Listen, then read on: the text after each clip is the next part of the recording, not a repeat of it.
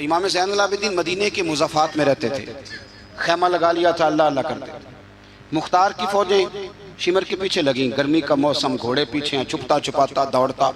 گرمی میں تھوڑا بہت دوڑنا پڑے تو زبان باہر آ جاتی اور انسان کے وجود کی عجیب کیفیت ہوتی. شمر ادھر آ گیا جہاں امام زین العابدین کا خیمہ تھا. اس نے دیکھا کہ ایک گھر ہے، چھپنے کی جگہ، دوڑ کے اندر داخل ہوا. امام مصلی پہ بیٹھے، یوں نظر اٹھائی. کیا شان ہے رسول کریم کے گھرانے، کیا انداز ہے گھرانے کا. یوں نظر اٹھائی، فرمایا پردیسی پانی پینا ہے. بند کرنے والا تھا پانی پینا ہے. کہنے لگا پینا ہے. شمر کہتے میں سمجھا کہ پہچانا نہیں امام زین العابدین، پہچانا نہیں. وقت بدل گیا، حالت بدل گئی. وہ تاج و تخت والے آج رسوا ہیں. امام زین العابدین خود اٹھے.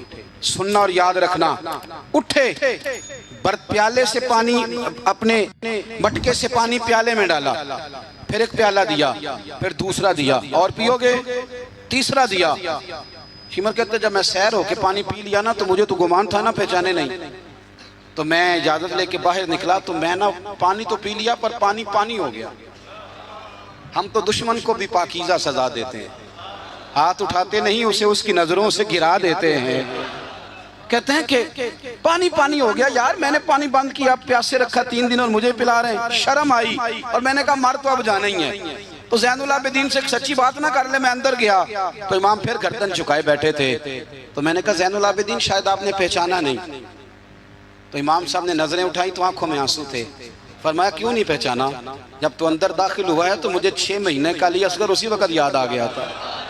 جب تو اندر آیا ہے تو میرے چچا کے کٹے ہوئے بازوؤں میں جو درد تھا اور میری پھوپھی کی آنکھوں میں جو آنسو تھے مجھے سارے یاد آئے تھے. اور وہ کہاں کربلا اور کہاں دمشق تم نے نیزے پہ لٹکا کے میرے باپ کا جو سار گلیوں میں گھمایا مجھے سارا یاد آیا تھا. شمر کہتا میں نے گھبرا کے کہا پھر پانی کیوں پلایا؟ اگر پہچان گئے تھے تو پانی کیوں پلایا؟ کہتا یوں کر کے آنسو پوچھے امام نے. فرمانے لگے میری مجبوری ہے، میں ساقی کوثر کا نواسا ہوں، میری مجبوری ہے، مجھے پلانا تھا، میں مجبور ہوں اس لیے کہ مصطفیٰ کا نواسا ہوں. انہوں نے ہمیں سکھایا ہے کہ جو پانی نہ دے اسے پیالے بھر بھر کے پلانا چاہیے. کدھر گیا میرا اور آپ کا کردار؟ چھوٹے چھوٹے دل، اتنی اتنی بات میں جھگڑا. ہو سکتا ہے ساقی صاحب سے بھی میں ناراض ہو جاتا اگر سٹیج پہ بڑی کرسی نہ رکھتے. اتنا سا دل بس. ہو سکتا ہے بگڑ جائیں ایک دوسرے سے کہ مجھے بلایا ہی نہیں، نعرے نہیں لگائے، بندہ استقبال کوئی نہیں بھیجا. او بھائی یہ تو چھوٹے لوگ اس طرح کی باتیں کرتے ہیں، یہ تو کچی پکی باتیں. جو آدمی بڑا ہوتا ہے وہ استقبال سے بڑا نہیں ہوتا. جو بڑا ہوتا ہے وہ بڑی کرسی سے بڑا، جو بڑا ہوتا ہے وہ آگے بیٹھنے سے بڑا نہیں ہوتا. صدر صدر ہی ہوتا ہے، وہ جہاں بھی بیٹھ جائے وہ صدر ہی ہے. ان چکروں سے باہر آئیں. اہل بیت اطہار کا اسوہ نور، خوبصورتی. بات کو سمیٹنا ہے چونکہ وقت عشاء قریب ہے. کیوں نکلے امام حسین یزید کے خلاف؟ یزید تو جامع مسجد دمشق کا خطیب تھا، پتہ ہے آپ کو؟ چلیں اب پتہ چل گیا. داڑھی والا آدمی، علماء جانتے ہیں، جبہ پہنتا تھا بڑا شاندار، حج کے خطبے دیتا تھا. حج کے ہمارے تو حکمرانوں کو سورت اخلاص نہیں آتی، پھر بھی آپ کہہ کے دیکھیں وہ کہیں گے سب سے زیادہ مذہب کا پتہ ہی مجھے ہے. یزید داڑھی والا، پگڑی والا، امامے والا، جبے والا، حج پڑھانے والا. تو امام آپ کو کیا ضرورت پڑی تھی اس کے خلاف نکلے اور اس طرح نکلے کہ بچے قربان کرا دیے؟ تو امام حسین کے سارے خطبے، سارے مدینے سے مکہ، مکہ سے مقام بیضا، وہاں سے کربلا، سارے خطبے وہی خطبہ پھر دمشق میں امام زین العابدین کا، وہی پھر مدینے میں امام زین العابدین کا. امام حسین فرمانے لگے یزید اللہ کی حدوں کو توڑتا ہے. رب کے حلال کو حرام اور حرام کو آپ کے ملک میں کہا نہیں جاتا کہ مولوی گنجائش نکالیں سود کے بارے میں. اتنا بڑا جرم جس کو کہا گیا کہ اللہ رسول سے جنگ ہے، یہ اتنے بڑے حرام کو حلال کرنے جا رہے ہو. کہا یہ اللہ کی حدوں کو توڑتا ہے، نمازیں چھوڑ کے پڑھتا ہے، رنڈیوں کا ناچ دیکھتا ہے. مجرا جو آج کل گند ہر ایک موبائل میں آیا ہے، یہ امام حسین نے یہ خطبہ دیا. فرمایا کہ مجرے دیکھتا ہے، ناچ دیکھتا ہے، عیاشیاں کرتا ہے. اور پھر امام حسین نے فرمایا میں نے اپنی آنکھوں سے اسے مدینے میں شراب پیتے دیکھا. فرمایا جو اتنے بڑے کبائر کرتا ہو اس کے ہاتھ میں ہاتھ دے دوں؟ یار سمجھو تو صحیح، امام حسین کا جہاد تو بے حیائی کے خلاف، شراب کے خلاف، امام حسین کا جہاد تو دین کو نافذ کرنے کا، نماز پڑھنے سے یزید منع نہیں کرتا، نافذ کرنے کا جہاد۔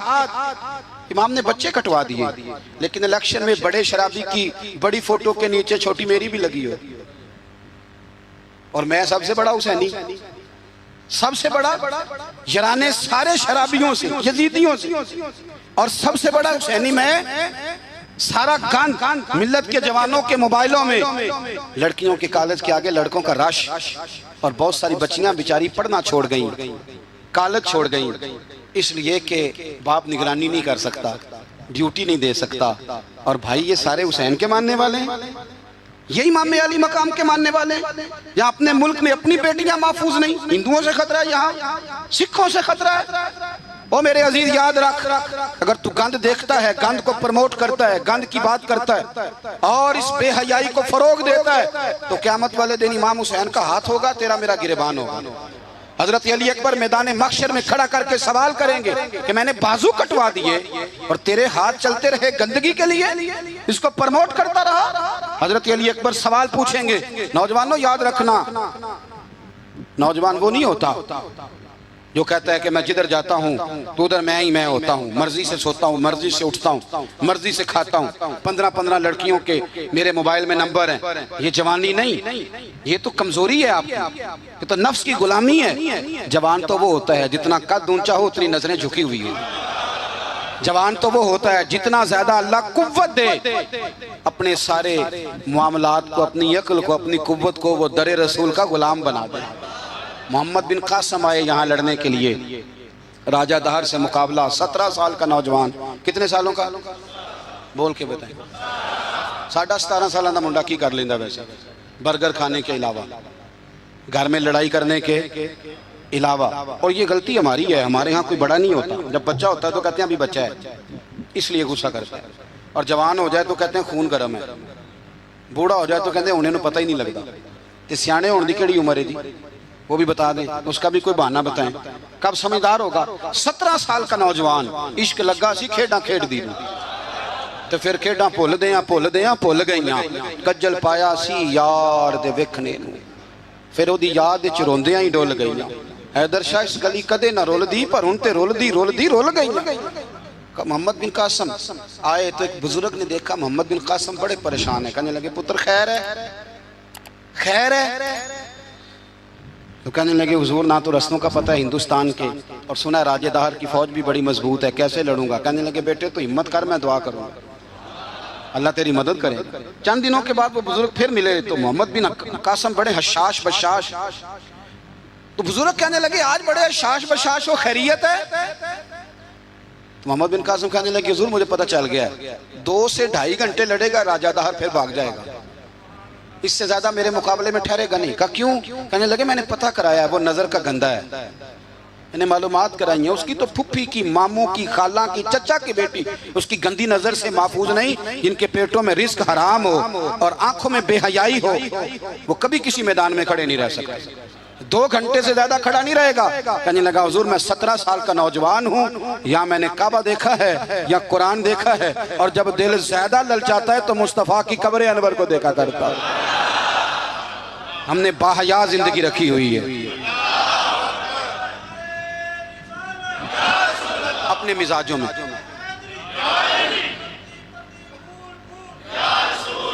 سنیں جی، اللہ جزائے خیر، سنیں، امام حسین نے نا سر سجدے میں کٹایا اور تلاوت نیزے کی نوک پہ بھی جاری رہی۔ آج محفل سے جانے کے بعد جس نے 2 نفل نہیں پڑھنے اور سپارہ قرآن پاک کا نہیں پڑھنا، مجھے یہ لگتا ہے کہ اس نے بھی محفل کا مزہ نہیں چکھنا۔ کم از کم اتنا تو کرو یار کہ کسی پارہ روز کا۔ حضرت عبداللہ ابن زبیر امام حسین کی شہادت پر تقریر کر رہے تھے اور فرما رہے تھے تم نے کوفیوں ظالموں اس کو شہید کر دیا جو 3 دن سے پہلے قرآن پاک ختم کیا کرتے تھے، اور میں جب بھی دن میں انہیں ملتا تھا انہوں نے روزہ رکھا ہوا ہوتا۔ 3 دن میں قرآن ختم کریں تو روز کے کتنے سپارے بنے؟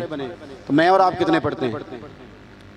میں گزارش کرتا ہوں، میں منت کرتا ہوں، کچھ نہ ہو سکے نا، میرے اسلاف فرمایا کرتے تھے کچھ نہ ہو سکے تو قرآن مجید ایک دفعہ گھر میں کھول ہی لیا کرو، فرماتے تھے اس کے صفوں سے ایسا نور نکلے گا کہ تمہارا گھر روشن ہو جائے گا۔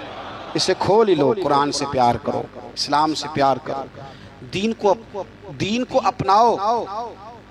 بچے اس وقت نہیں نماز پڑھیں گے جب آپ گھر میں لیکچر دیں گے کہ نماز پڑھنا چاہیے۔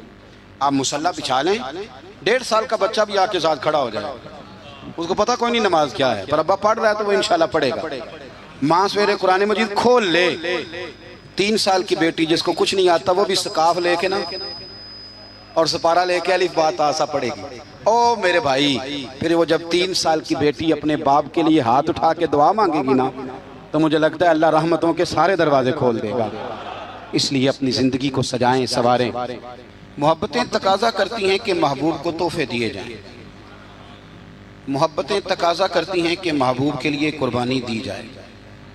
وہ عاشق جھوٹا ہوتا ہے جو محبت تو کرتا ہے قربانی کوئی نہیں دیتا، وہ ناکام عاشق ہوتا ہے جو محبت تو کرتا ہے پر محبوب کے لیے کوئی تکلیف برداشت نہیں کرتا۔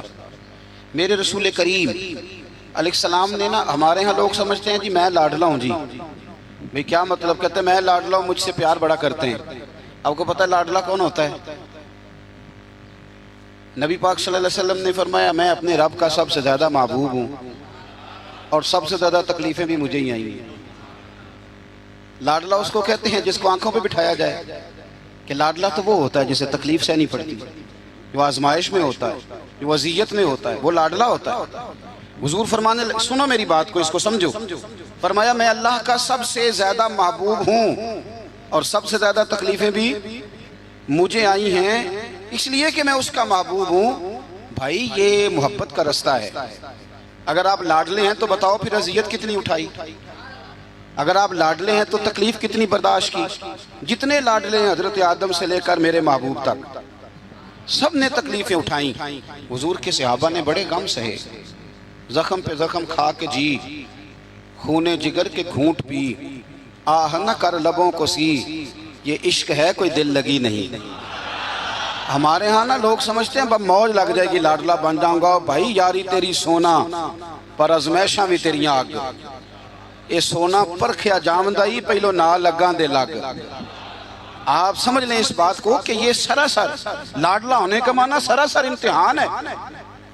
نبی کریم صلی اللہ علیہ وسلم کی اہل بیت رب کریم کے بڑے محبوب ہیں اور نبی پاک کے بڑے لاڈلے ہیں، اور حضور کے جتنے بھی لاڈلے تھے وہ سارے آزمائشوں میں، سارے۔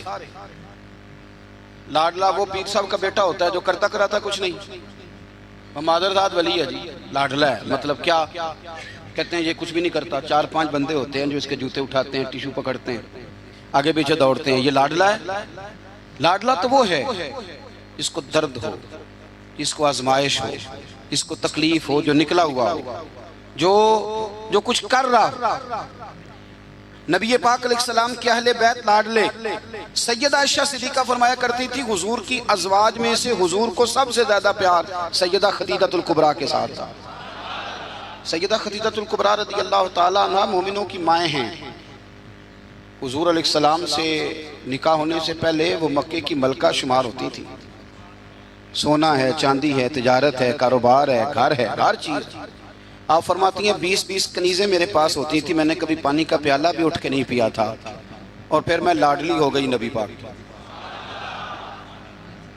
پھر لاڈلی ہو گئی، پھر حضور کی نظر کرم مجھ پر پڑی، پھر محبوب کریم علیہ السلام نے مجھے قبول فرمایا، اور پھر رنگ کیا بنا۔ ظہر کے وقت ابن اسحاق کہتے ہیں ظہر کے وقت نبی کریم کی بارگاہ میں ساری دولت، ساری کنیزیں، سارے غلام حضرت خدیجہ نے دیے ظہر کے وقت۔ عصر سے پہلے پہلے میرے نبی نے سارا کچھ تقسیم فرما دیا۔ یہ بطور مثال بیان کرتے ہیں، فرماتے ہیں یوں سمجھو کہ ظہر کے وقت دیے اور عصر سے پہلے پہلے حضور نے بانٹ دیے۔ وہ بی بی جس نے کبھی بھی پانی کا پیالہ نہیں پیا تھا، پھر وہ گھر میں جھاڑو دیتی، پھر وہ چولہے میں آگ جلاتی، اور پھر وہ خاتون، دیکھیں نا بندہ غریب سے امیر ہو جائے تو گزارا ہو جاتا ہے، اور امیر سے غریب ہونا پڑ جائے بڑی مشکل ہوتی۔ حضرت خدیجہ الکبریٰ نا باورچی خانے سے کھانا پکا کے نکلی، چولہا جلایا، اور جب نکلی تو 17 پیبند تھے پورے وجود پر کپڑوں کے۔ تینوں لب دیاں آپ گواچے، سانو اپنی خبر نہ کوئی، ساتھوں پارے نہیں ککھ گلیاں دے، ان تے سانو آخ دے لوگ شدائی، ننگ نموس دا ساڑ کے چولا، گل پہنے تاج گدائی او سجنا اپنا آپ گوایا ہے تاں یار نے چاتی پائی نبی کریم صلی اللہ تعالی علیہ وسلم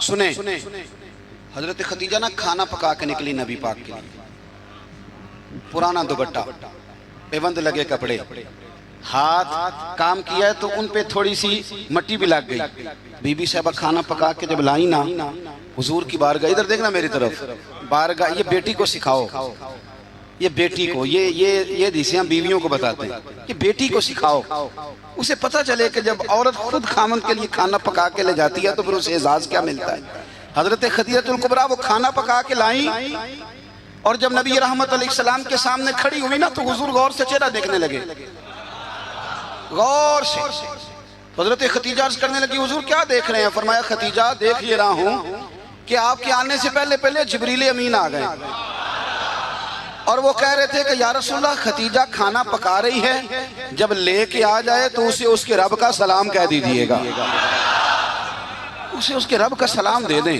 کیوں اس لیے کہ جب آپ قربانی دیتے ہیں جب آپ احسار کرتے ہیں جب آپ کچھ کر کے دیتے ہیں میرے معاشرے میں میرے زمانے میں میری طرح کے سینکڑوں لوگوں کا جن کی موجیں لگی ہوئی ہیں کیا کرایا کچھ نہیں کچھ بھی نہیں ہم نے نا دین سے کچھ لیا ہے دیا نہیں اور ہمارا آج بھی لینے کا شوق ہے دینے کا نہیں میں اگر روز میں کہتا ہوں روز کہ اسلام اور وہ لوگ فلانا بندہ خدمت نہیں کرتا فلانا عزت نہیں کرتا فلانا قدر نہیں کرتا کوئی اگر مجھ سے پوچھ لے کہ صاحب آپ نے کیا دیا ہم روز دعائیں مانگ رہے ہیں التجائے کر رہے ہیں تعویذ لے رہے ہیں مانگ رہے ہیں اگر کبھی ہم اپنے دل کی عدالت لگائیں اور پوچھیں ہم نے مذہب کو کیا دیا وہ 5,000 روپیہ جو ہم مسجد میں دیتے ہیں نا وہ بھی 25 جگہ پہ لوگوں کو خبر ہوتی ہے کہ دے دیا ہے تو نے کوئی دکھ سہا مذہب کے لیے کوئی پتھر کھایا تو نے دین کے لیے کبھی کانٹوں پہ چلا تو مذہب کے لیے کبھی تو آگے بڑھا دین نبی دا وانگ یتیمہ رووے تے کرلاوے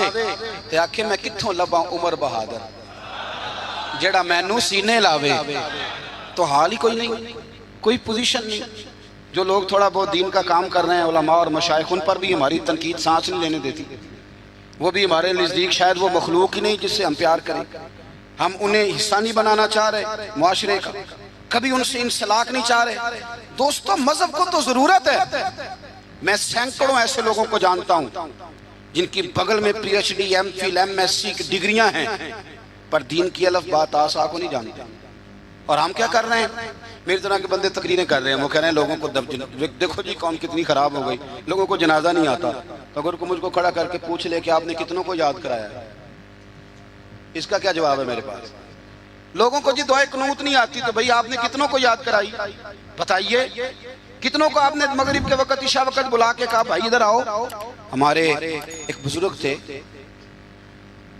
تو ان سے کسی نے کہا حضور دین کی تبلیغ کس طرح کرنی چاہیے بندہ سادہ تھا فرمانے لگے تجھے علمی ماحول میں نہیں سمجھاؤں گا تیری زبان میں سمجھاؤں گا دین کی دعوت دین کا پیغام دین کی تبلیغ کیسے کرنی چاہیے فرمانے لگے کم از کم اسی طرح کر لیا کرو جس طرح کسی سے ادھار پیسے لیتے ہو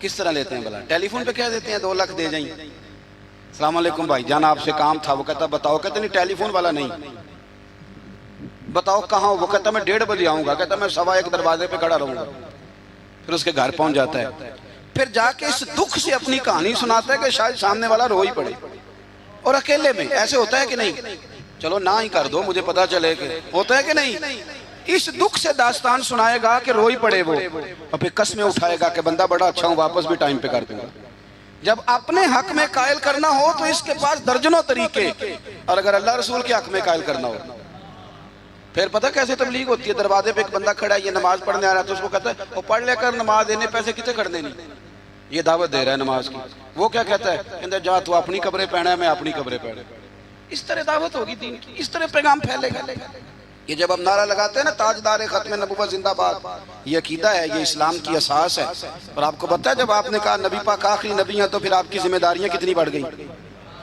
یہ پتہ ہے آپ کو پھر آپ آرام سے گھر بیٹھ سکیں گے پھر 10 گھنٹے کی نیند کریں گے پھر آپ کے پاس ٹائم نکلے گا مری جانے کا پھر آپ کے پاس وقت ہوگا کہ آپ جا کے کسی ہوٹل پہ ہوٹلنگ کریں حضور تو آخری نبی ہیں اب دین کا سارا کام تو رسول اللہ کی امت نے کرنا ہے تو امت کے پاس تو بور ہونے کے لیے بھی بڑا ٹائم ہے، فیس بک کے لیے بڑا ٹائم ہے۔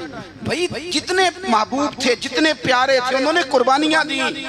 سیدہ طیبہ طاہرہ حضرت فاطمہ الزہرا، یارو کائنات میں اتنا پیار، حضور کی 4 بیٹیاں ہیں، یہ چھوٹی تھی، جتنا پیار میرے نبی نے سیدہ سے کیا ہے۔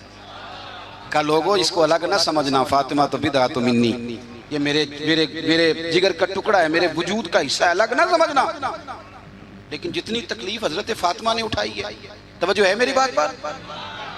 کسی نے پوچھا بی بی صاحبہ گھر سے کب نکلی پہلی دفعہ؟ کب نکلنا پڑا؟ تو حضرت فاطمہ رو پڑی، فرمانے لگی میری والدہ وصال کر گئی تھی، جناب ابو طالب کا انتقال ہو گیا۔ مجھے کسی نے آ کے خبر دی کہ فاطمہ حضور حرم کعبہ میں سجدے میں تھے اور کفار نے اونٹ کی وزنی اوجڑی، اونٹ کی اوجڑی وزنی ہوتی ہے، وہ لا کے حضور کے کندھے پہ رکھ دی ہے۔ مولا علی بھی مکے میں موجود نہیں، جناب صدیق اکبر بھی نہیں، تو فاطمہ چلو ذرا۔ تو حضرت فاطمہ کہتی ہیں چھوٹی سی عمر میں دوپٹہ اوڑھ کے، گویا برقع پہن کے میں گئی، اور فرماتی ہیں پھر جا کے میں نے رسول کریم کے سر اقدس سے اوجڑی اتاری۔ یہ شہزادی ہیں، یہ کائنات کی مالکہ ہیں، یہ جنتی عورتوں کی سردار ہیں، پر ان کی آزمائش تو دیکھو۔ فرماتی ہیں میں نے وہ اوجڑی اتاری، پھر حضور کو انگلی تھام کے میں لائی آب زمزم کے کنویں پر، پھر میں نے رسول کریم صلی اللہ تعالی علیہ وسلم کے سر اقدس پر زلفوں پر پانی ڈالا، پھر میں نے دھویا۔ اور کہتی ہیں جب میں نے نظر اٹھائی تو حضور رو رہے تھے، جب حضور روئے تو میں کھل کے روئی، تو پھر میں نے دعا کی ہے اللہ جس نے میرے بابا کو تکلیف دی انہیں تباہ و برباد کر دے۔ سیدہ فرمایا کرتی تھی جن کے لیے میں نے اس دن دعا کی تھی سارے بدر میں مارے گئے، بدر میں مارے گئے۔ ان کی تکلیف دیکھو، کون اتنا غریب ہے اس مجمع میں جس کی بیٹی اتنا کام کرے کہ ہاتھوں پہ چھالے پڑ جائیں؟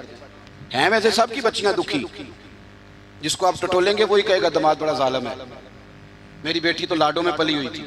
ہے کوئی اتنا غریب جس کی بیٹی اتنا کام کرے کہ ہاتھوں پہ چھالے پڑ جائیں؟ اور سیدہ فاطمہ نے اپنے گھر میں مٹی گوند کے لیپا پوتی بھی کی۔ سیدہ فاطمہ نے چکی پیسی، چکی میرے ملک میں جس کو سزا ملتی ہے اسے چکی پیسنے پہ لگاتے ہیں، بی بی صاحبہ نے چکی پیسی، کہہ دیتے ہو سن لیتے ہو۔ کبھی پتہ ہے آپ کو کہ خاتون خامہ واشنگ مشین پر کپڑے دھوتی ہے تو رات کو کہتی ہے 2 گولیاں لا دو پیناڈول کی، بڑی تھک گئی، وہ بھائی چکی پیس کے کھانا پکایا، اور ایک وقت کھایا تو ایک وقت بھوک کاٹی، اذیت اور تکلیف میں وقت گزارا۔ حضرت مولا علی کا جب نکاح ہوا تو اپنا مکان کوئی نہیں تھا، مسجد میں سوتے تھے، حضرت عارصہ بن نعمان کا مکان محبوب نے لے کر دیا، اس میں وقت گزارا، تکلیفیں ہیں، آزمائشیں ہیں، لیکن جب دین کو کچھ دینے کی باری آتی ہے۔ حضرت سیدنا سلمان فارسی فرماتے ہیں نبی کریم علیہ السلام کے پاس مہمان آیا تو حضور علیہ السلام نے فرمایا میرے گھر میں ظاہری طور پر کچھ نہیں، جاؤ کہیں سے پتہ کرو۔ جناب سلمان فارسی فرماتے ہیں میں حضرت علی کے دروازے سے گزرا تو مولا علی پوچھنے لگے خیریت ہے؟ میں نے کہا مہمان آیا ہے۔ توجہ ہے میری بات پر؟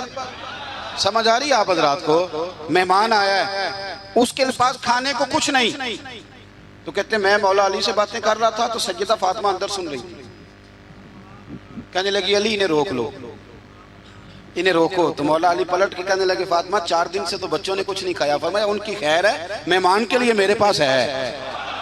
وَيُقْسِرُونَ عَلَىٰ أَنفُسِهِمْ وَلَوْ كَانَ بِهِمْ خَصَاصَةٌ، ان کے لیے میرے پاس ہے۔ کہا کیا؟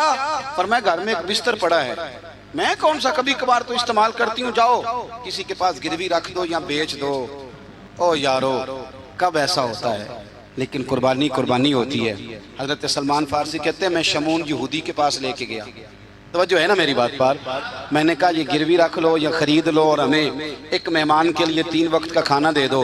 تو کہتے ہیں وہ خوشبو سونگ کے کہنے لگا کہاں سے آیا ہے؟ میں نے کہا مولا علی کے گھر سے۔ کہتے ہیں وہ دوڑ کے اندر گیا، پھر آیا، پھر گیا، پھر آیا، تیسری دفعہ واپس آیا تو اس کے ہاتھ میں کچھ صفحے تھے۔ میں نے کہا یہ کیا ہے؟ کہنے لگا میں نے تورات میں پڑھا تھا کہ محمد صلی اللہ علیہ وسلم اور اصحاب محمد آخری محبوب کا طریقہ یہ ہوگا، ان کے غلاموں کا طریقہ یہ ہوگا کہ وہ اپنی جان پر بوجھ برداشت کر کے بھی غیروں کی مدد کریں گے۔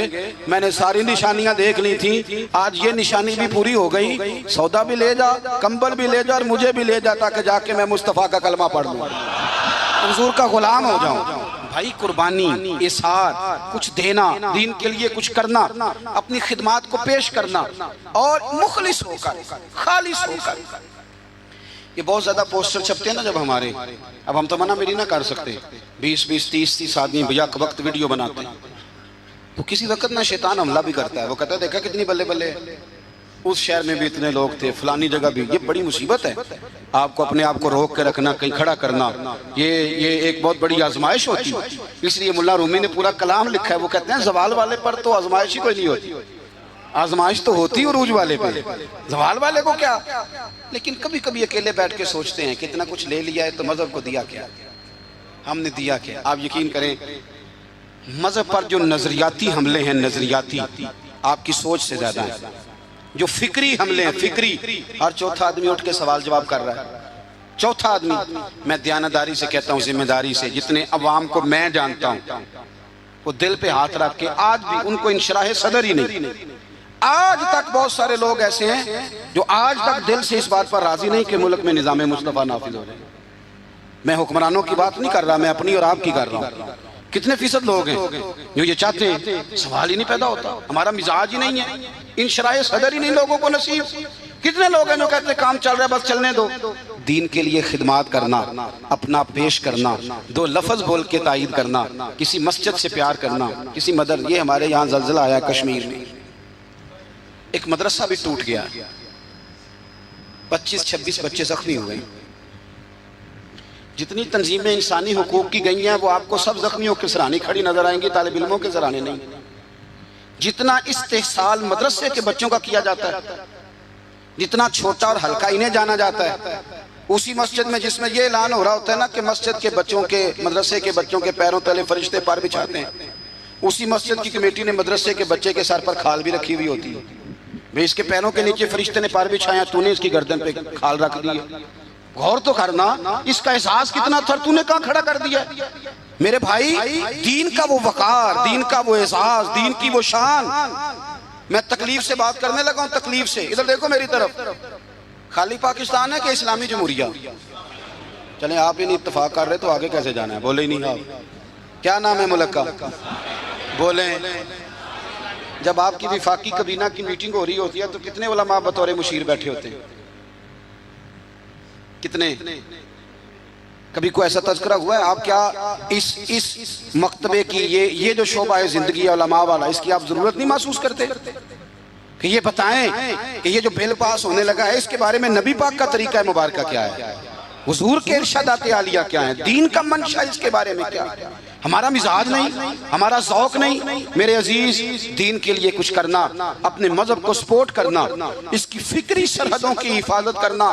میں بکری سوچے دیکھتا ہوں نوجوانوں کی، اور بہت سارے بچے آ کے کہتے ہیں حضرت جی دلوں میں ایسے خیالات آتے ہیں اگر زبان پہ لائیں تو شاید لوگ ہمیں قتل کر دیں۔ وجہ کیا ہے؟ وجہ یہ ہے کہ ایک منظم سازش کی گئی، ایسی باتیں چھوڑی گئی جنہوں نے ذہنوں میں انتشار پیدا کیا، جنہوں نے لوگوں کو تباہ کیا۔ میرے رسول پاک سید عالم صلی اللہ علیہ وسلم کے خاندان نے کمال قربانی دی، ایک شخص نے آگے بڑھ کے، کیوں بھلا؟ اس لیے کہ انہیں سمجھ آ گئی تھی مصطفیٰ کا نظریہ بڑا ہی سچا ہے۔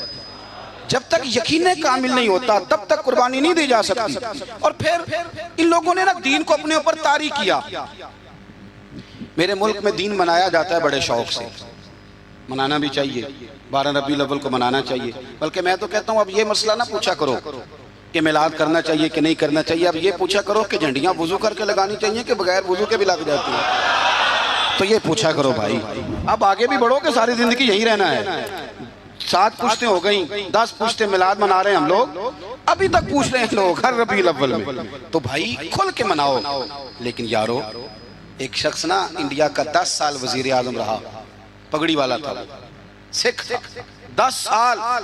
سڈنی میں ایک سربراہ کانفرنس منعقد ہوئی تو سکھ سے کسی نے پوچھا کہ یہاں سارے پینٹ کوٹ والے ہیں، تو داڑھی پگڑی میں عجیب نہیں لگتا؟ اور اب عام آدمی نہیں تھا، پی ایچ ڈی تھا، پڑھا لکھا تھا۔ سنو، کہنے لگا منسٹریاں تو آتی جاتی رہتی ہیں پر گرو کا دھرم کون چھوڑے؟ تو شادی پہ ہی ٹوپی چھوڑ جاتا ہے، تو پگڑی پہ ہی سنت، تو برات والے دن ہی سنت بھول جاتا ہے، تجھے یاد ہی نہیں رہتا؟ یعنی کل ہو گئے تو مولوی منگاؤ، 10 آیا تو نعت خواں بلا لو، 6 آیا تو قاری صاحب، کیوں جی دکھ کا موقع ہے، اور جب خوشی کا موقع ہو، سکھوں کا رشتہ اللہ رسول سے نہیں، تازہ کا حج کر کے حاجی صاحب آئے ہیں تازہ، اور ان کے بچے کی شادی ہے تو ان سے پوچھا حاجی صاحب وہ مہندی والے دن بچوں نے بڑی تباہی کہتے میں تو ڈیرے تھے سن میں نہیں پتا منڈے کی کر دے سن، حاجی بھی کیتی جاندے ہو تے لو بھی پیتی جاندے ہو، کھو کے مال یتیماں دا تے بھیج مسیتی جاندے ہو، پھٹ دلاں دے سیندے نہیں تے ٹوپیاں سیتی جاندے ہو، نفس دے چھری پھیر دے نہیں تے دمدے کیتی جاندے ہو، فرض بھلائی بیٹھے ہو نفلہ نیتی جاندے ہو، او دسو تے سی بلے شانو ایک ہی کیتی جاندے ہو، وہ دسو تے صحیح بلے شانو ایک ہی کیتی جاندے ہو۔ او صاحب دین کا یہ معیار ہے، کھول کے مناؤ تو اپنانا کس نے؟ وہ کسی اور سے جا کے کہیں داڑھی رکھ لے۔ میرے پاس ایک صاحب جمعہ پڑھنے آتے تھے تو چھوڑ گئے، کچھ دنوں کے بعد ایک جگہ مجھے مل گئے، کہنے لگے میں جمعہ پڑھنے نہیں آ رہا، آپ نے پوچھا ہی نہیں۔ میں نے کہا جب آپ نے شروع کیا تھا تب بھی میں نے نہیں پوچھا تھا کہ کیوں شروع کیا، میں نے تو نہیں پوچھا تھا، مرضی سے شروع کیا تھا آپ نے، چھوڑ گئے تو تب بھی مجھے نہیں پوچھنا چاہیے تھا۔ ٹھیک ہے آپ کی موج ہے، چلو اگر آپ کا ارادہ ہے کہ میں پوچھوں تو بتائیں کیوں چھوڑ گئے؟ کہنے لگے آپ ہر جمعہ داڑھی کی بات شروع کر دیتے، مطلب کوئی بندہ مس بھی کر دیتا ہے۔ میں کہتا تو نہیں مڑیا میں نے موڑ چھڑیا ہی، یعنی داڑھی نہیں رکھی جمعہ چھوڑ دیا ہے، کہتا ہر جمعہ داڑھی کی بات۔ میں نے پھر اس سے کہا، میں نے کہا داڑھی کس کے نبی کی سنت ہے بول کے بتائیں، تو کس کو کہے رکھنے کا؟ کسی پڑوسی کو، کسی اور مذہب والے کو؟ اور کچھ کو کسی نے کان میں بتایا کہ چھوٹی سے بھی کام چل جاتا ہے، داڑھی کا وزن ہوتا ہے۔ بولیں کبھی کسی نے آپ کو کہا کہ داڑھی میری بہت بڑی ہے تو میرے کندھے تھک گئے، تو رکھی ہے تو چھوٹی بھی رکھنی ہے تو بڑی تو میرے محبوب کا طریقہ ہے، ایک مٹھی داڑھی کے بغیر تو گزارا ہی نہیں، رکھ جو لی تو چھوٹی کا کیا معنی ہوگا؟ ویسے بھی جو حسن اور نورانیت مٹھی داڑھی میں پایا جاتا ہے، آپ کبھی تجربہ کر کے دیکھ لیں۔ آپ سفید داڑھی کو ایک طرف کھڑا کریں اور سیٹھ کو نواب کو جو بیوٹی پارلر سے کلین شیو کرا اسے دوسری طرف کھڑا کریں، سلوٹ کرنے کو اسی کو دل چاہے گا جس کی داڑھی سفید ہو۔ ہاں اور سنو بخاری مسلم کی حدیث، میرے رسول کریم سید عالم نور مجسم شفیع معظم صلی اللہ علیہ وسلم نے فرمایا، حضور فرمانے لگے، نبی کریم فرمانے لگے، لوگوں جس نے 3 لوگوں کی عزت کی۔ یا رسول اللہ کس کی؟ فرمایا عدل کرنے والے بادشاہ کی، قرآن کے عالم کی، اور سفید داڑھی والے مسلمان کی۔ فرمایا جس نے ان تینوں کی عزت کی سمجھے میں نے اپنے رب کا حیا کیا ہے۔ اتنی بڑی بات کر دی نبی کریم نے، اتنی بڑی بات، تھوڑی محبت۔ اہل بیت نے نا دین کے لیے قربانیاں دی اور پھر دین کو اپنایا، بڑے میٹھے اخلاق تھے اہل بیت کے، دل میں بڑی صفائی، طبیعتوں میں بڑی مٹھاس، معاف کرنے کا بڑا ہی جذبہ، معاف کرنے کا بڑا، ہم تو بدلہ لے رہے ہیں، اوہو پنچایت میں کبھی صلح کر بھی لیں تو معافی نہیں دیتے، کہتے ہیں اب تو چودھری صاحب کہہ رہے ہیں مان جاتا ہوں، پھر جب میرے قابو آئے گا نا تو معافی نہیں دیتے، صلح کر لیتے ہیں کسی کے کہنے پر۔ نفسیاتی طور پر ہم بڑے ڈسٹرب اس لیے ہیں کہ ہم بے سکون رہتے ہیں جان بوجھ کے، وجہ ہی کوئی نہیں، لیکن جب تک زندگی ہے اللہ نے زندہ رکھنا ہے، اور جب وقت آ جانا ہے تو پھر کوئی ہمیں بچا سکتا، تو ٹینشن کس بات کی ہے، ڈپریشن کس بات کا ہے؟ ایک بات۔ دوسری بات یہ کہ دوسروں کی نفسیات کا بھی تھوڑا تھوڑا خیال کریں۔ ہم پتہ کیا چاہتے ہیں؟ سارے میرے مطابق چلیں، پھر نفسیاتی مسائل پیدا ہوتے ہیں۔ میرے ساتھ اگر 100 بندہ پیار کرتا ہے تو ان کے مطالبے الگ الگ ہیں۔ کوئی کہتا ہے جناب کو پیار ہی کرنا چاہیے، ہر ایک سے مسکرا کے ملنا چاہیے، کوئی کہتا ہے حضرت صاحب اتنا بھی پیار کریں تو لوگ نگل جاتے ہیں، تھوڑی ڈنڈی پٹی بھی ہونی چاہیے۔ دونوں قسم کے لوگ ہیں نا جی۔ ایک وہ شخص ہے جو کہتا ہے اتنا بڑا مجمع ہے تو 2 سیکیورٹی گارڈ بھی ہونے چاہیے۔ تیسرا کہتا ہے جی عجیب عجیب لگتا ہے، ایک گارڈ رکھے ہوں کسی بندے نے، کسی بڑے آدمی، تو یہ ہر بندے کا مطالبہ۔ اب آپ نے کیا کرنا ہے؟ آپ نے لوگوں کے مزاج کی رعایت کرنی ہے، جہاں تک آپ پیار کر سکیں آپ نے کرنا ہے، جہاں تک محبت کر سکیں آپ نے محبت۔ نبی پاک نا بچوں کے مزاج کا خیال کرتے، چھوٹے بچوں، حضور پاس سے گزرتے تو فرماتے السلام علیکم۔ ایک بچے نے نا حضور کے کپڑوں پر پیشاب کر دیا تھا، اس کی ماں پریشان ہو گئی، بخاری ہے۔ یا رسول اللہ وہ بچہ تھا پتہ نہیں چلا، تو نبی پاک فرمانے لگے کیا ہو گیا؟ وہ بچہ ہے، اللہ نے پانی پیدا کیا نا، ابھی اس پہ پانی بہائیں گے سب ٹھیک ہو جائے گا، وہ بچہ ہے۔ لیکن حاجی صاحب گھر میں بگڑ جاتے ہیں، پوتا اگر پیشاب کر دے کہتے ہیں میں نماز پڑھنی ہوں، وہ بگڑ جاتے ہیں، پیر صاحب بگڑ جاتے ہیں اس بات پہ، علامہ صاحب بگڑ جاتے ہیں، سیٹھ صاحب کہتے ہیں پتہ ہی نہیں بچے نے پیشاب کر دیا ہے۔ حضور نے فرمایا کہ بچہ بچہ ہوتا ہے، وہ چھوٹا ہے، اس کا ایک مزاج ہے، اس کا ایک مطالبہ ہے۔ اب آپ یہ کہیں کہ وہ بڑا مجھے پاک صاف سمجھتا ہے تو اس رویے سے میرے ساتھ وہ ملاقات کرے، آپ اس کے مزاج کی رعایت کریں گے۔ نبی کریم کے غلام کے بیٹے ہیں حضرت اسامہ بن زید، نواسوں کی بات نہیں سنا رہا، زید بن حارثہ حضور کے غلام تھے، ان کے بیٹے ہیں، چھوٹی عمر تھی، ناک بہ رہا تھا. ویسے دادا جی ناک صاف کر دیتے ہیں پوتے کا؟ ہو سکتا ہے وہ ڈانٹ دیں کہ چل دوڑ جا، کتنا گندا، اماں سے کہا تیرا ناک صاف کرے، چل نالائق. نانا بھی کہا چل بھاگ جا، کیونکہ وہ حاجی صاحب نے وضو کرنا ہے، نماز پڑھنی ہے، تو ان کے قریب یہ چیز آ گئی تو بڑا مسئلہ بن جائے گا. نبی کریم صلی اللہ علیہ وسلم نے کہا عائشہ اسامہ کی ناک بہ رہی ہے، صاف کر دو. حضرت عائشہ کہتی ہے میں ذرا اٹھی کو کپڑا دیکھ لوں تو حضور جلدی سے اٹھے. ایک روایت تو یہ ہے کہ حضور نے ناک پونچھ دیا، اور دوسری میں ہے کہ نبی پاک قریب پہنچ گئے. جناب عائشہ کہتے ہیں میں نے ہاتھ پکڑ لیا، میں نے کہا حضور کپڑا لینے گئی تھی، آ گئی. کہتے میں نے اپنے ہاتھوں سے ان کی ناک صاف کر دی، ریٹ صاف کر دیا. اللہ کے رسول گویا میری طرف دیکھ کے مسکرائے، حضور راضی ہوئے. بچے تو بچے ہوتے ہیں، بچے تو بچے ہوتے ہیں. اب آپ کو بچہ حاجی صاحب مانے، پہلے نمازی صاحب مانے، آپ کو پہلے بچہ جو ہے وہ بڑا سیاںا مانے، سمجھدار مانے، عقل مند مانے، پیر صاحب مانے. چھوٹا بچہ تو وہ نہیں مان سکتا. آپ اس کی نفسیات کے مطابق اس کے ساتھ چلیں. آپ رویہ وہ رکھیں کہ وہ بچہ ہے، وہ چھوٹا ہے. حضور بچوں کے پاس سے گزرتے تھے تو انہیں سلام کہتے تھے. آپ بھی کہتے ہیں؟ آج سے کہیں گے؟ حضور گزرتے چھوٹے کہتے السلام علیکم. اور نبی پاک صلی اللہ علیہ وسلم کبھی کبھی نا بچے کھیل رہے ہوتے تو حضور بیٹھ جاتے، فرماتے یار میرے سینے سے تو لگو. حضور زمین پہ بیٹھ جاتے، بچہ یوں ہاتھ پہ، بچہ دوڑا آتا، حضور کے سینے سے جب لگتا تو نبی پاک گر جاتے اور فرماتے اوئے ہوئے تم نے تو مجھے گرا ہی دیا ہے. یہ بچوں کے ساتھ آپ جو رویہ رکھیں گے وہ میٹھا ہوگا. اب آپ کہیں گے چونکہ اب میں ایک عہدے پہ ہوں، میں ایک منصب پہ ہوں، تو یہ آپ کی نفسیاتی کمزوری ہے. پھر کیا ہوتا ہے، بچوں کو ڈانٹ کے رکھا جاتا ہے، بے جا ڈانٹ ڈپٹ، بے جا سختی، اور بے جا ان کے ساتھ رویے، اور ان کے ساتھ بڑی عجیب و غریب قسم کی جو ہے وہ ہماری جو ہے وہ گھٹن گیپ آ جاتا ہے بچوں کے درمیان. بچے، میں کہا کرتا ہوں، پھر بچے ہمیں دکھ نہیں سناتے، وہ پھر غلط آدمی کو دوست بناتے ہیں، پھر اس غلط آدمی کو اپنی بات بتاتے ہیں، غلط آدمی رازدار بن جاتا ہے. آپ ان کی نفسیات کے مطابق ان سے پیار کریں، انہیں ٹائم دیں. آپ دیکھیں یہ کیا سوچتے ہیں، کیا کہتے ہیں، کس طرح کا ان کا رویہ ہے بچوں کے ساتھ. پھر نوجوان جب کوئی ہو جاتا ہے تو اس کی سوچیں جوان ہو جاتی ہیں. نوجوانوں سے معذرت کے ساتھ نبی پاک علیہ السلام نے نوجوانوں کی حکومت سے پناہ مانگی،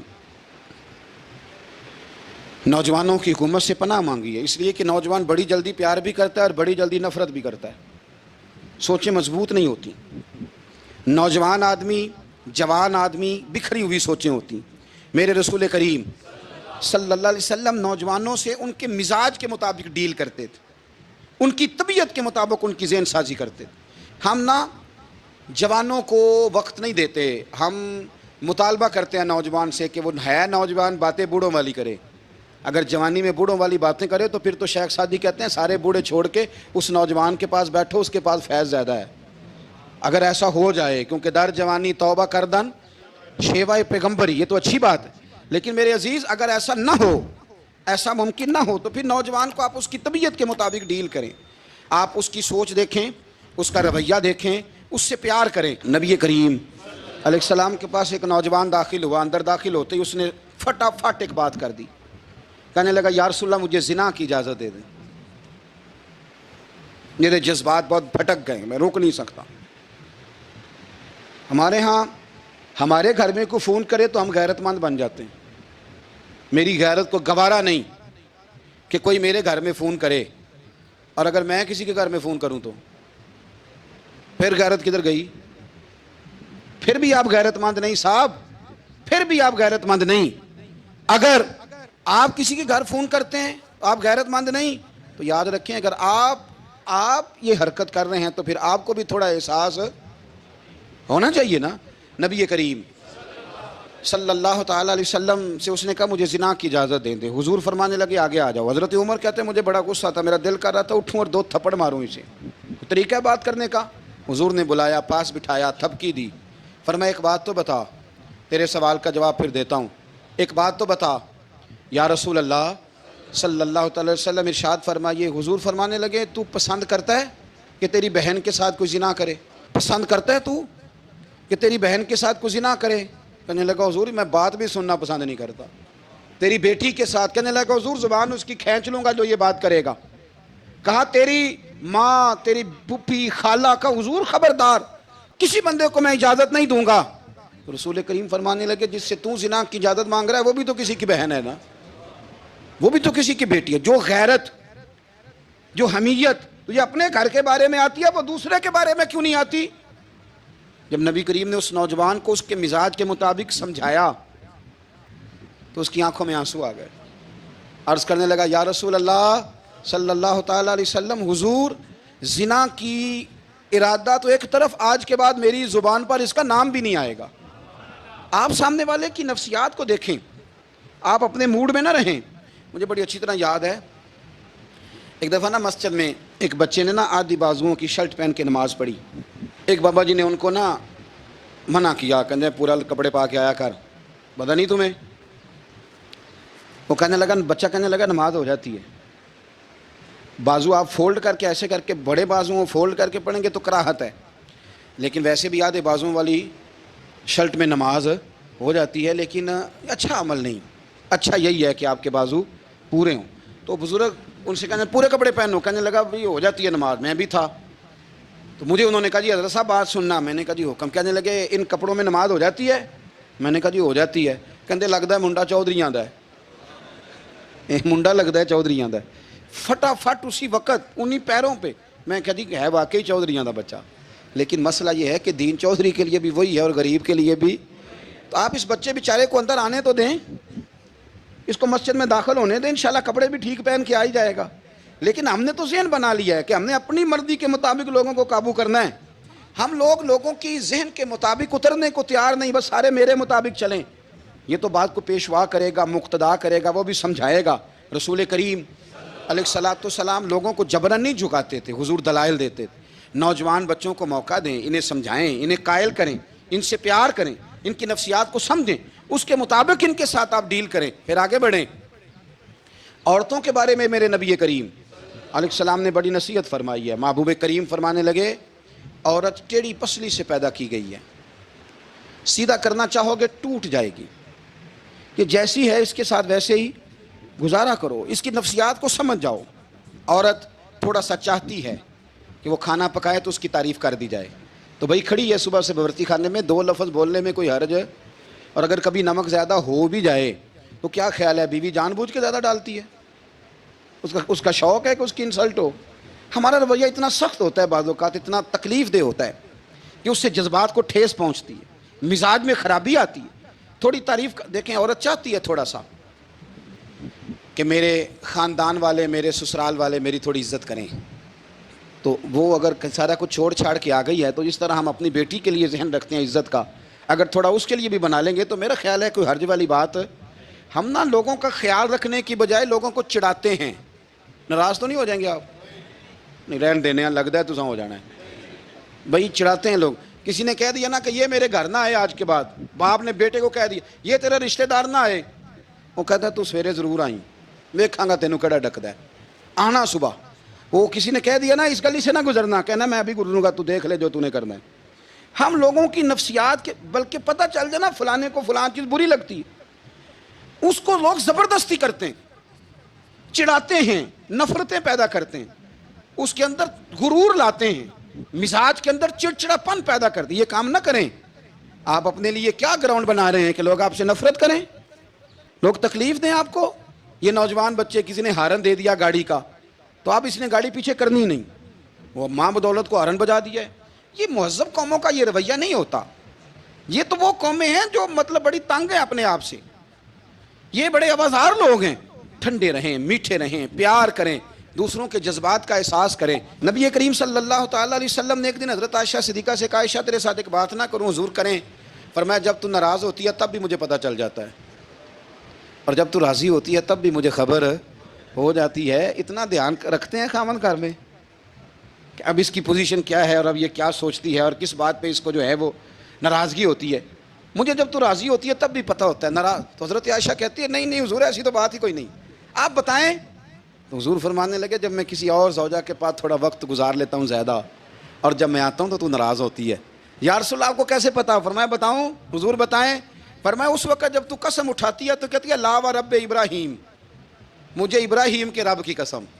اور جب تو مجھ سے راضی ہوتی ہے تو کہتی ہے لا و رب محمد، مجھے محمد کے رب کی قسم.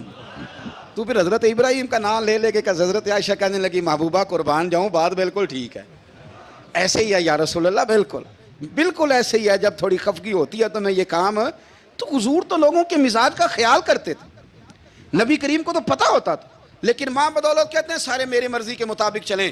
ہاں میں نے زندگی میں یہ تجربہ بھی کیا ہے کہ آپ لوگوں کا خیال رکھنے لگ جاتے ہیں تو لوگ خراب بھی ہو جاتے ہیں، اس میں کوئی شک نہیں.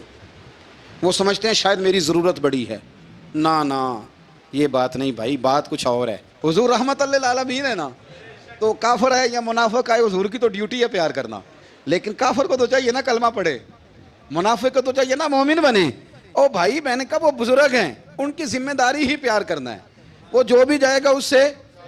لیکن تو بتا تو نے پیار میں سے سیکھا کیا ہے، لیا کیا ہے، تیرے اوپر اثر کیا ہے. پیار کرنا، شفقت کرنا اور ہے، یہ جملہ میرا یاد رکھنا، پیار کرنا کسی سے اور ہے اور اس سے راضی رہنا یہ بات اور ہے. کسی پر شفقت کرنا اور ہے اور اس بندے سے راضی رہنا، یہ آپ دیکھیں کہ وہ راضی ہے آپ سے کہ نہیں، کہ خالی پیار ہے، خالی شفقت ہے. شفقت تو مجبوری ہے، کرنی ہے. تو میرے عزیز یاد رکھیں نبی کریم تھوڑا تھوڑا خیال کرتے، دیکھتے بندہ اس کے مزاج کے مطابق. دیہاتی آتا تو حضور اس کا بھی خیال کرتے. حضرت ظاہر دیہاتی تھے، وہ آتے تھے ترکاریاں لے کے گاؤں سے، نبی کریم صلی اللہ علیہ وسلم پیار کرتے تھے. وہ کئی دفعہ عجیب و غریب باتیں بھی کرتے تھے، حضور محبت سے پیش آتے تھے. آپ سامنے امام حسن کے پاس ایک بندہ ہے، بڑی مزیدار بات داتا علی اجویری نے لکھی، مجھے پڑھ کے بڑا ہی مزہ آیا اور سمجھ بھی آئی کہ اہل بیت نبوت کی اصل مخالفت کون کرتا ہے. ایک شخص آیا تو اس نے آ کے نا معاذ اللہ حضرت مولا علی شیر خدا کو، معاذ اللہ ثم معاذ اللہ، امام حسن کے والد کو برا بلا کہا. پھر امام حسن کو کہا، وہ برا بلا کہتا جا رہا ہے، امام حسن مسکراتے جا رہے ہیں، ہنستے جا رہے ہیں. انجوائے کرنے کا آپ کا موڈ بن جائے تو سب کچھ انجوائے ہو سکتا ہے، لیکن اگر آپ نے مرچیں دانتوں کے نیچے رکھ کے اچھی طرح چبا لی ہوں اور کانوں سے بھی دھواں نکل رہا ہو تو پھر تو بھائی کوئی چیز بھی انجوائے نہیں ہوتی. پھر تو قصور یہ ہے کہ مرچیں نہیں چبانی تھی، آپ نے اپنا مزاج خود بڑا کڑوا کر لیا ہے، وہ کیسے کام چلے گا. وہ آیا تو اس نے آ کے نا امام حسن کو، آپ کے والد کو، معاذ اللہ ثم معاذ اللہ نقل کفر نہ باشد برا بلا کہا. وہ کہتا جا رہا ہے، امام صاحب ہنستے جا رہے ہیں. جب وہ تھک گیا تو امام حسن فرمانے لگے روٹی کھانی ہے، بھوک تو نہیں لگی ہوئی؟ کہنے لگا بڑی لگی ہوئی ہے. فرمانے لگے اس کو روٹی کھلاؤ. اس کو روٹی کھلائی. فرمایا تیرا حال؟ کہنے لگا بڑا غریب ہوں. ایک پیالے میں چاندی بھر کے امام حسن نے اسے دی، اور جب اس کو دے دی نا تو غور سے چہرہ دیکھنے لگا. کہنے لگا آپ کا حلم دیکھ کے، سخاوت دیکھ کے مجھے یقین آ گیا ہے کہ آپ واقعی خون رسول ہیں. امام صاحب فرمانے لگے یہ بیچارہ اصل میں تنگ ہے اپنی زندگی سے، اصل اس کا حال کوئی نہیں، تو میرے ساتھ یہ حرکتیں کر رہا ہے. تو یہ آپ سمجھیں اس بات کو، کچھ لوگ بیچارے ویسے ہی تنگ ہوتے ہیں، پریشان ہوتے ہیں، ویسے ہی بلا وجہ معاملہ ہی کوئی نہیں. امام حسن رضی اللہ تعالیٰ عنہ نے ہمیں سبق دیا ہے. وہ علامہ اقبال کہتے ہیں کہ ایک مولانا نا میرے سامنے نا ایک بھوکے آدمی کو سامنے بٹھا کے تو حدیث پاک کا درس دے رہے تھے. وہ بندے کو بھوک بڑی لگی ہوئی تھی، وہ درس دیتا جا رہا ہے. تو اقبال کہتے ہیں میں نے اسے کہا کہ فاقہ کش کو درس شریعت سے کیا غرض، اس کے شکم کی آگ کو تو روٹی چاہیے. بھائی اسے روٹی کھلا، اسے تیری کوئی سمجھ نہیں آ رہی، تو بھوک لگی ہوئی ہے، پہلے کھانا کھلا لے، پھر ذرا اس کے ہوش ٹھکانے آئیں گے، پھر اسے دین کی بات بتانا. ہم لوگوں کا ذہن نہیں سمجھتے کہ بندہ کس قسم کا ہے. سارے ہی صحابہ حیا والے تھے، سارے ہی اکرام والے تھے، پر حضور سید عالم صلی اللہ علیہ وسلم کی پیاری زوجہ حضرت عائشہ صدیقہ رضی اللہ تعالیٰ عنہ فرماتی ہیں کہ میں حضور کے گھر میں پردے کے پیچھے دیکھ رہی تھی، نبی کریم آرام فرمائیں تو حضور کی نا تہمت مبارک پنڈلیوں سے ذرا اونچی ہو گئی، پنڈلیوں سے ٹخنوں تک مرد کا چھپا ہوا ہو تو وہ جائز ہے، اس سے نیچے ننگا نہیں کرنا چاہیے، اوپر اس سے ٹخنوں سے اوپر، نیچے ہو بھی جائے تو خیر ہے. حضور کی پنڈلیاں نا تھوڑی سی چادر ہٹی ہوئی تھی، پنیاں کہتے ہیں ہم پنجابی میں، پنڈلیوں سے ذرا چادر ہٹ گئی، حضور لیٹے رہے آرام فرما رہے. فرماتی ہیں باہر دستک ہوئی، حضور نے فرمایا کون ہے؟ عرض کی ابو بکر صدیق یا رسول اللہ، اجازت ہو تو حاضر ہو جاؤں؟ حضور نے فرمایا آ جاؤ. کہتے ہیں حضور لیٹے رہے، حضرت ابو بکر آئے، بات چیت ہونے لگی. تھوڑی دیر کے بعد پھر دستک ہوئی، کون ہے دروازے پہ؟ یا رسول اللہ عمر بن خطاب ہوں. فرمایا آ جاؤ. آ گئے، بات چیت ہوتی رہی. تھوڑی دیر کے بعد عثمان غنی آئے، یا رسول اللہ آ جاؤں؟ فرمایا عثمان ذرا ٹھہر. حضرت عثمان ٹھہر گئے. نبی کریم اٹھ کے بیٹھے، چادر مبارک پنڈلیوں کے گرد لپیٹی، اپنے کرتے کو سیدھا فرمایا، کہا عثمان آ جاؤ. تو عثمان آئے، بات چیت ہوئی، چلے گئے. سیدہ کہتی ہے میں نے پوچھا یا رسول اللہ عثمان تو بڑی ٹھنڈی طبیعت کا بندہ ہے، وہ تو بڑا میٹھا آدمی ہے حضور، کوئی جاہو جلال نہیں، کوئی بات نہیں، کوئی، وہ تو بڑا پیارا ہے۔